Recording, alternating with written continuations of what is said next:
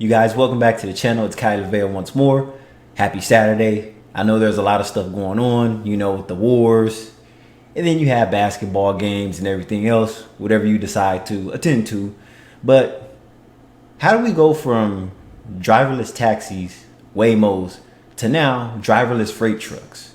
Now that's even more dangerous, as, you know, tech is on the rise. Tech is always going to continue to advance throughout the years. But let's go ahead and see what this ride along is about with these driverless freight trucks. I thought people in the transportation industry jobs were safe at least, but it looks like it's not. It looks like any other truck until you peek inside. No one at the wheel as it barrels down the road. Massive freight trucks designed to drive all on their own. And we're talking about trucks that do not have any drivers doing operations. And see, you see a lot of these people of this descent behind the wheel of these big rigs. No offense, I'm not a racist, I'm just saying. Usually, if it's not of an American person, usually it's somebody from the Middle East. They tend to have a lot of these jobs, as well as a lot of businesses, their own businesses that run their own transportation trucking companies as well. On a daily basis across the nation. Badam Narang is CEO of Gatik, the first company to employ driverless freight trucks on U.S. public roads with no human safety driver in the cab. They're already hauling freight for major grocery chains and retailers in Texas, Arkansas, and Arizona. Ah, so they didn't make it to California yet. Okay. The goal? To increase deliveries and lower costs. And not pay somebody health care. That's why.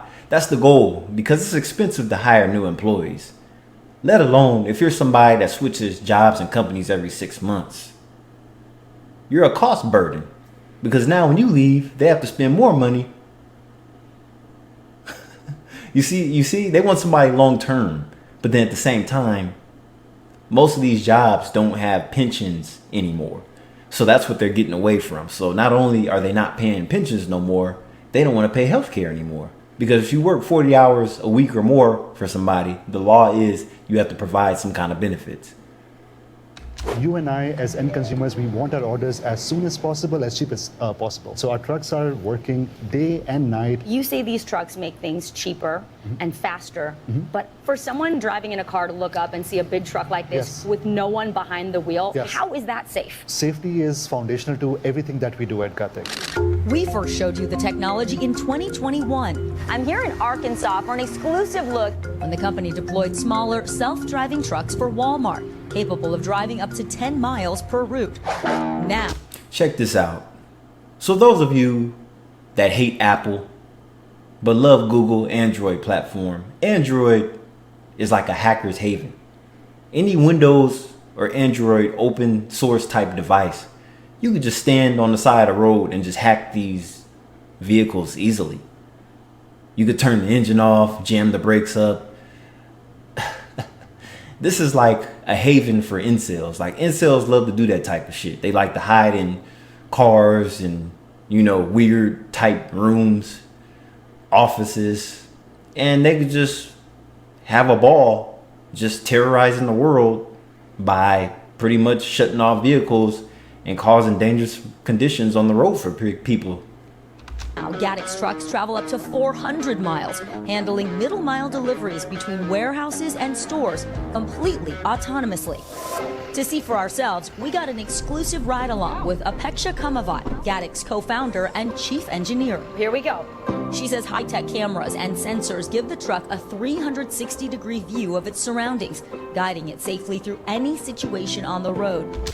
The problem is, all it takes is a crowd of people to stand around the truck and confuse it. Just like what happens to the Waymos when too many people are around. It gets confused and just stops right in the middle of the street. It's a waste of time. It's a safety issue. Day or night, rain or shine. The truck sees all of that information in real time, creates an understanding of what the world looks like right now, how it will evolve. I watched as the truck navigated highways and heavy traffic. Whoa, I gotta say, that was a pretty sudden stop. It's driving a bit jerky, but Kamavat says it's designed for safety, not comfort. So if someone... Nothing is hack proof. It's like they're just making it harder for people to get jobs with all this automation. Had run that red light, We would have been even though we had a green light, this truck Yes. would know not to go. Exactly. After millions of testing miles, Gatik says its trucks haven't had a single safety incident, something we confirmed with federal and state regulators. With 10 trucks now on the road and several hundred expected by year's end, the company says it's secured $600 million in contracts. What about the very real concerns that this is taking away jobs from human truck drivers? The reality is that in the US today, there is extreme driver shortage. What we're helping our customers with is we're helping them move goods across networks and routes that are hard to staff. But the country's largest truck driver union disagrees. These autonomous vehicle companies are investing billions of dollars to replace drivers so they can lower labor costs to increase the corporate profits. The union also questions Gatik's safety record, given that regulators rely on companies to self-report any incidents. That's bullshit. They had some incidents. They're paying extra money to not let it get out there.